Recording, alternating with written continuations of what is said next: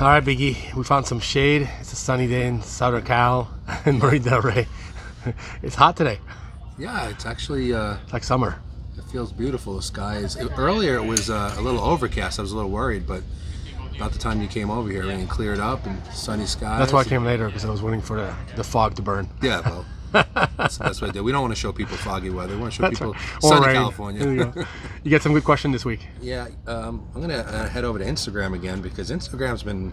You haven't been using that much before, and now it's No, like a I whole always used Facebook. I didn't really put on Instagram, but the last couple of times I put on Instagram, I'm getting some really good question. great questions. Maybe it's because of a slightly different audience. Yeah. So the first question is a little bit long. I'm going to try to sort of break Abbreviate it it. down a little bit. So it's a 45-year-old guy, and he's asking about what my experience is with men around his age who are not taking any testosterone, and what is their ability to gain muscle mass. He wants to know if they kind of just at that point, can you only really just maintain your muscle? Are you kind of just hoping to maintain the best you can without losing, or can you actually gain muscle mass? So, and if we can gain muscle mass, he wants to know what my suggestions are. So yeah, I mean, I'm going to use myself as an example.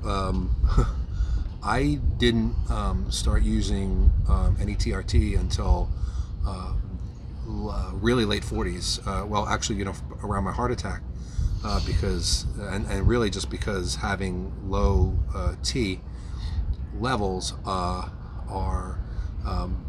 promotes cardiovascular disease, along with everything else. But specifically, that's why I want to use it, because just having my testosterone levels in a more normal range is cardioprotective, and of course that's something I have to watch out for after I had a heart attack. So basically, I've been drug-free all the way up till then. And even in my mid to late 40s, I was still gaining muscle mass. And I've also, done this with many clients through the years. I've trained many guys in their mid 40s, 50s, 60s. And in every case, I've been able to increase muscle mass. Now, of course, some of that will have to do with when you started training. If you started training when you're 20 years old, obviously it's going to be a lot harder to put on muscle mass in your 40s, because you've probably put on the majority of the muscle mass earlier on. Now, if you're somebody who just started training like when you're 40 years old, there's still a lot of gaining to do. But putting all that aside, genetics and everything else, yes, I believe you can actually gain muscle without testosterone if you're smart about it in your mid 40s. And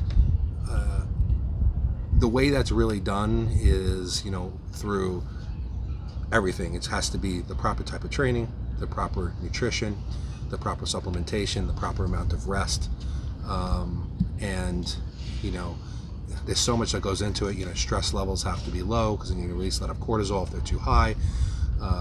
If your job is more physical, and you're expending a tremendous amount of calories every day doing physical type labor, it's going to be harder to recover versus somebody who has a desk job. So there's a million things that go into it. So without making a book out of this question, which really it would be something that I would prefer to answer in an individual by individual basis, knowing about the person, when they started training, learning about their metabolism, how their body how certain diets and certain type of training methods affect them. I'd love that would be my preference, obviously, but I can't do that here. So here's some things that I would say to follow in your 40s. First of all, don't try to follow the training program of somebody who's 20 years younger. I think that a lower volume program, I think recoverability as we get older is going to be less. So a lower volume program is going to work better. I don't think that anybody will need more than maybe 8 to 10 sets for larger muscle groups, work sets, 6 to 8 for smaller muscle groups. Don't try any of those high volume routines, 15 to 20 sets, especially like you said, if you are drug-free and testosterone-free and just working on your own natural levels. You have to make sure that you're getting a decent amount of sleep every single night. There's a big difference between getting, a lot of people discount this. They think that if they're getting 6 hours of sleep a night, that's fine. If you're really trying to build muscle mass, I'm going to say you need more. You need 7, 8, even 9 hours. Certain supplements are going to be very, very effective. Things like creatine, branched chain amino acids, essential amino acids, beta-alanine, leucine, whey protein. All these supplements are very, very effective for building muscle mass, and they should be implemented into your program. And then, of course, the diet. Probably the most important aspect to gaining muscle mass is going to be the diet. If you have two people using a very, very great training program that's perfectly suited to them, and one person's on an okay diet and the other person is on a more precision diet, the person on a more precision diet is going to definitely gain a lot more muscle mass. So the calories have to be high enough. You don't want them to be too high so that you're adding too much body fat. That's counterproductive. So you want to try to gain as much lean tissue as possible. I would recommend for most people to have somewhere between 1 gram and up to 1.5 grams of protein per pound of body weight.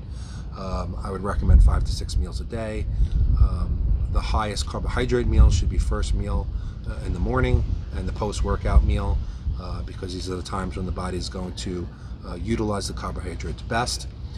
Make sure you include plenty of essential fatty acids as well, especially in the meals that you're not using carbohydrates. Try to vary your protein sources so they're not just eating one type of protein during the day. This way you have a better and more complete amino acid pool. So if you do these things, which are really, generally, across the board, good things for anybody to do, yes, you can increase muscle mass. Just understand it's going to be a little bit slower process than somebody who has testosterone levels that are a little bit higher than yours. It's going to be a little slower for you if you've been training for a long period of time, but don't in any way think that you can't continue to gain muscle mass from your mid-40s and even into your 50s, because you absolutely can. Awesome. Okay, so this question is an interesting one because of the way it's worded. Is there an ideal rep range when doing time under tension sets? That's sort of like it's like a question against a question, because either you're thinking about repetitions or you're thinking about time under tension. I try to get people to think more about time under tension than they do about repetitions, especially when they're making that transition from not really thinking about how fast they lower or raise the weight or hold stretch or hold contraction. Most people out there, if you watch them train in the gym, it's pretty much an up and down type of repetition, maybe 1 or 2 seconds down and then right back up in a second. And that's the way they do most sets, even if they're using good form. And, and that works to a degree. But when you start thinking about time and detention, as a blanket statement, I think that the majority of the time, not necessarily every single set of every workout, that you need to keep a muscle under tension for at least 35 to 40 seconds. I think that's optimal for affecting gains in muscle mass, not necessarily strength, muscle mass. So if you think about it this way, if you did 10 repetitions, say, of a bench press, and you were doing 2 seconds down, 1 second hold at the bottom, 2 seconds up. So then every repetition is 5 seconds. So within 7 to 8 repetitions, you're going to hit that time under tension. 7 times 5 or 8 times 5 is 35 to 40. If you slow it down even further and say you are going to only do a 4 rep set, and you did 4 seconds down, 1 second hold at the bottom, 4 seconds up, every repetition is taking 9 seconds, and 4 times 9 is 36. So again, you're in that zone. Now, are those two things exactly equal? I don't think so. I think that every subtle change is going to affect the body differently. So I think if you're new to time under tension, I think it's good to think in terms of those sets being 35 to 40 seconds long. And I think that you should vary the repetitions you're going to use to get to that time retention, either workout to workout, maybe exercise to exercise. You could even do it set to set. So in other words, what I try to do with my training with myself and my clients is, sometimes I will want them to be lifting a little bit heavier weight or only thinking about 4 repetitions, but I'll take much longer on those repetitions. Like I said, maybe a 9 or 10 second repetition. Other times I may want to think more in terms of 15 reps and move the weight a little bit faster, but still at the end of the set get into that tension range. So if you think about it that way, you can always focus on getting that range of 35 to 40 seconds. And it could be a little bit more too. Sometimes Dave knows this very well, that we do sets that could last 2 minutes long. I mean, it's torturous, but we do it but that's getting very far off into the variations. But in that 35 to 40 second range, you can adjust the reps, slow the reps down properly, use different portions of the reps. You don't necessarily have to do 4 up, 1 down, 1 second hold, and then 4 up again. You can also think in terms of 2 seconds down, holding the stretch for 5 seconds and 2 seconds up. Vary these things, and every exercise will feel a little different. Every repetition will feel different than the exercise before. The effect on the muscle will feel different. But always try to make a goal, I would say, of ending each set in that 35 to 40 second range, and you really can't go wrong. Awesome. Okay, Biggie, I got one for you. So people have been asking me a lot of times, what my diet is like, and most of the time I can never answer them because I always tell them it's never the same.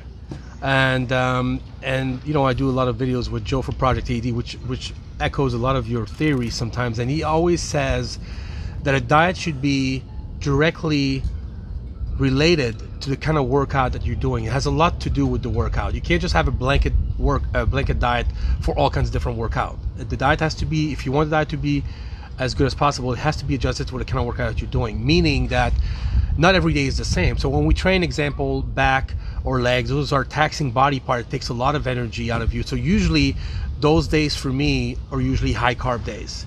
Other body parts are not as taxing, meaning shoulders, bicep, triceps, smaller body parts.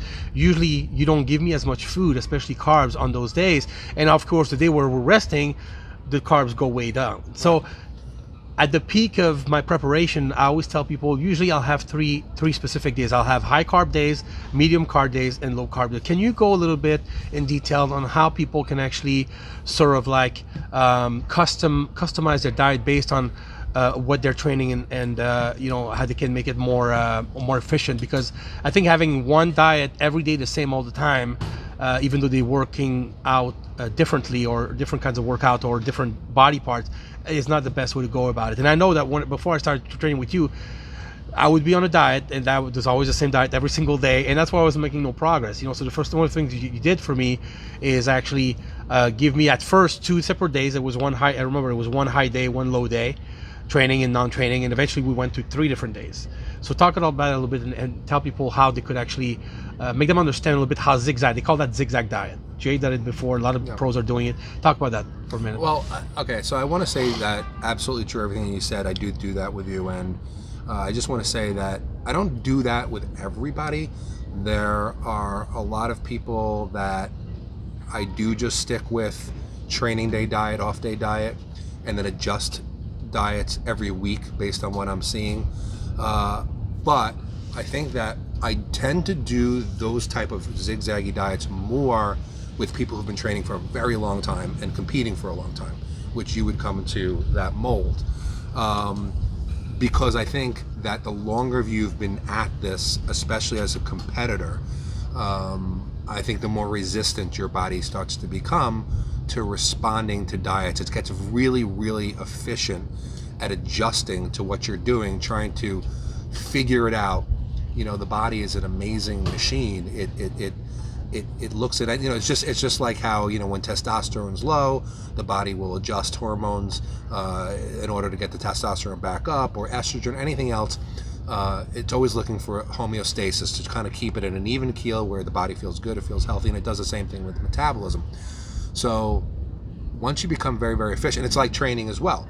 If I'm training an intermediate, I might not vary their workouts quite as much as I would vary somebody like myself or you, Dave Hughes, Silvio, because we've been doing it for so many years. And again, the body has become so resilient, it adapts to everything so quickly. So just putting that out there first. So yeah, what I do with this type of a diet plan, it's usually more reserved for contest prep or leaning out. Off season or progress season, maybe not as much. But what we do is basically we look at, what body parts expend the most amount of energy to train. I think quite obviously for most. Now, let's just say that you're somebody who makes sure to spend equal time crushing every single body part. Some people don't really train legs hard, they just train chest hard, whatever. But if you're somebody who's really training every body part all out, back training and I'd say quad training probably expend the most amount of energy. And then most people actually do quads and hams on the same day. We stopped doing that a while ago because it's half the body. If you think about it, back is half the body, so is legs. Right. So we've always found, just as an aside, that we tend to be able to give. We don't want to do. We expend so much energy doing quads. We don't want the hamstrings to not get the workout. Yeah. Such a great workout, and you're exhausted after quads sometimes. So sometimes you don't train as hard. So we split them up. But anyway, so on days that we train, quads perhaps and back, which really expend a lot of not only physical energy from the actual lifting, but also makes your breathing much deeper and harder to recover between sets. So it's also in a way cardiovascularly also going to burn a lot more calories. It's going to raise the metabolism. It's going to burn all those calories. So we want to adjust the diet. Protein. I don't want to get too crazy talking about how we also adjust proteins. We're going to keep this more on the carbohydrate level and calorie level because I kind of keep protein relatively steady throughout the week. When I start to get closer to a competition, the way I adjust things, maybe protein will go up as carbs come down, maybe fats will go up as carbs. Sometimes I'm not always looking to drop calories so much, but adjust the type of calories you're getting to make your body more efficient losing body fat. But yeah, so I might make the highest carbohydrates day on like a back and a quad day. Then I might say, okay, so let's just say our high number for that day is 350 grams of carbs. Then maybe on a chest, shoulder day, an arm day, I'll do more like a medium carbohydrate diet. So maybe I may drop carbs down to 275, somewhere in that range. And then on the off days, I may bring fats up a little bit and reduce the carbohydrates quite a bit, and they can go quite low. Like it could be 150 grams at the beginning of diet and eventually get down to as low as 50 grams. Yeah, that's what I get. 60, And by doing this, it keeps the metabolism guessing. It keeps keeps thyroid responsive. And at the same time, it also gives your body the fuel that it needs to recover from the workout that you got, because we're not just as bodybuilders, and I'm guessing most of the people watching this are bodybuilders, maybe competitive bodybuilders, maybe not, but some of them who just want to get into optimal shape. You want to maintain muscle mass as best as possible. You don't want to diet off all your muscles. So we have to use a strategy that's going to allow both body fat to come down and muscle mass to maintain. So by making sure that your calorie level via mostly carbohydrates, more the energy sources, carbohydrates and fats, making sure that your calories are in the proper range for what you're doing is going to produce a better overall result by the end of the diet in terms of how much muscle mass you're carrying and how much body fat you've lost. Now, another thing I want to mention is that occasionally, if we're working on a body part that seems to be lagging behind. Now, if we have a body part like, even just say it's triceps. If triceps is lagging behind, it's one of those body parts that just is very stubborn. I will obviously make some adjustments in training. Maybe I'll add extra sets, maybe I'll do more intensity techniques, maybe I'll do one full workout at the beginning of the week and a half workout, something to give it more stimulation. But we may actually add in some calories or carbohydrates on those days as well, just because it's a lagging body part, and maybe supplying it some extra calories, some extra glycogen, some extra recovery ability will help that lagging body part come up. So this is something that we also may use in the diet, depending if you have a body part that is really behind and really slow to respond. And if the extra training or the different techniques aren't working, sometimes I'll also look to diet and do it there as well. So that's the basics of how I work it. Again, generally, I like to do most of the carbohydrates first meal of the day and the post-workout meal when the body is most responsive and insulin levels are, the insulin's going to push those carbohydrates into the muscle when we need it. Insulin sensitivity is the highest. But I will also spread the rest of the carbohydrates out during the day with some other meals in order to reach the proper level. But this is how I have been working Dave's diet when he's been preparing for shows, and some other people's diet, like I said, who are more advanced and have been doing this for many years. But it's important to also tell people that whenever you go from 350 to 275 to, let's say, 60 or 50 grams a day, as you're lowering the carbs, the fat also increases. Right. And that's what you mean by it. Because a lot of time people will drop their carbs, but will leave their fat the same, and that's not good because now you're in calorie deficit. So you may lose muscle if you do that. So every time you give me a low carb day, which is usually on days, Sundays and Thursdays for us, which we don't work out on those days, my carbs are lower, but my fat is much higher, which prevents from keeping you hungry, and you actually. So it's not keto, but really it is a little bit on those days. Well, the thing is that I try to make, and I touched on it before, and one of the things that I try to do is I don't like to always pull away calories and do just that. Right. Yeah, let me pull away calories. You're doing 3,000 calories. Now we're going to drop you to 2,800 calories. Sometimes just by actually adjusting where the sources are coming from, where the calorie sources are coming from, you have to remember, I discussed this on a previous show, protein has the highest thermic effect. You can actually eat more. If you just did nothing else but took 75 grams of carbs out of your diet and added in 75 grams of protein, you will get leaner. Almost everybody will get leaner. It's very rare that you wouldn't see somebody get leaner because you're going to burn more calories via that protein source. You're going to stimulate the metabolism more via that protein source than you will with carbohydrates. So yes, as you move through the diet, a lot of people say to me, hey Eric, I saw you dropped my carbs by 30 grams, but then you added 7 extra grams of fat to the last meal of the day. How come you did that? Doesn't that kind of even out the calories? I said, yes. Yes, because I'm not always looking to lower calories. Now, yes, sometimes is it necessary? As the diet goes on, what I do is, and it's kind of the way of two things. Number one, tricking the metabolism, and number two, also keeping the person who's undergoing the diet more comfortable. So if most people in diets tend to miss carbohydrates the most. That's usually the thing that people are craving the most.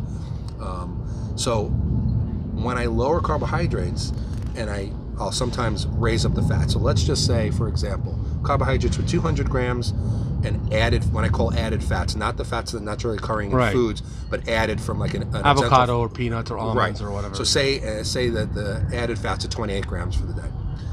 Say I want to lower their carbohydrates down to 180 this week. So I lower it down to 180, and then I bring the fats from 28 to 35. Now, not much difference in calories, but it's still going to have a positive effect on the leanness of the body. But the person isn't going to really feel it so much because they're going to feel still relatively as well fed as the week before. Then the following week, I might drop back those fats again from 35 back to 28. So it's almost like pulling the wool over. It's an easier way for the body to adjust than just having too much at the same time. Yeah. And by doing this, like I said, the goal is maintaining that muscle mass, some sanity for the person who's going through it, and also making sure that we're still reaching our goal. Again, this is also going to have to do with person to person, how fast they're getting ready, what kind of shape they keep themselves in the off season, how far we started diet before. Yeah. But this is what I try to do with most people, and that's why most people have come back to me, and I know you can verify this, Dave. They say your diet is easier than anybody's diet I've ever followed before. Well, it's easier because you don't have to. I feel like you don't have to suffer as much, and your energy level is always good. Right. And I remember competing 2-3 years ago at Lonnie's show for the first time. He says, "I can't believe how much energy you have." I showed it at the athletes meeting, and that was just like a normal day for me. Yeah. That's because I didn't really feel like I was suffering. Yeah. And that's the funny thing, because a lot of people who come to us, in Gold's Gym, and every time we walk in, there's so many brothers there that we have that we talk to. And even if you were like a week before your show, they'd be like, "Oh my Dave, like how do you have any energy? I'm like a zombie when I walk around before a show." And you're like, "I don't know, I feel great." And then another thing that I really watch, because obviously I train with you, so I always see it, is I watch your strength levels. And I have watched you literally from the beginning of a diet to an end of a diet. I mean, the week before a show, where you're at lowest calories, highest cardio level, wherever we're at, and you have lost zero strength. Sometimes you've even gotten stronger in some exercises from the beginning to the diet. And that is a really good indication that your muscles are staying full, not getting too depleted, and that you're feeling good enough, because usually by the end of the diet, you just get weak towards the end. Yeah, that's terrible. Because it's just the way you feel. You feel like you have no energy to push the weight. Something that used to weigh 200 pounds feels like it weighs 400 pounds.